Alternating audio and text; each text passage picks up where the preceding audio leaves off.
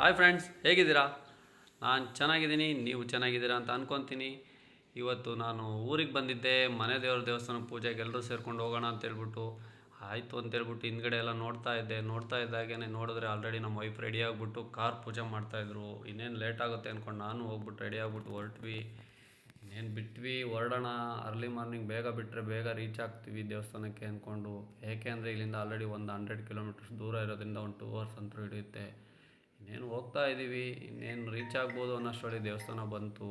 ಇದು ನಮ್ಮ ದೇವಸ್ಥಾನ, ಹಳೆಯ ದೇವಸ್ಥಾನ. ಈ ದೇವಸ್ಥಾನದ ಒಳಗಡೆ ಬನ್ನಿ ಹೋಗೋಣ. ನಾವು ತುಂಬ ವರ್ಷದ ಮೇಲೆ ಬಂದಿದ್ವಿ ಅಂದ್ಬಿಟ್ಟು ಎಲ್ಲರೂ ಸೇರಿಬಿಟ್ಟು ಅಭಿಷೇಕ ಮಾಡಿ ಅಂತೇಳ್ಬಿಟ್ಟು ಪೂಜಾರಿಗೆ ಸಾಮಾನೆಲ್ಲ ಕೊಟ್ವಿ, ಪೂಜೆ ಸಾಮಾನು. ಅವರು ಅಭಿಷೇಕ ಶುರು ಮಾಡಿದ್ರು.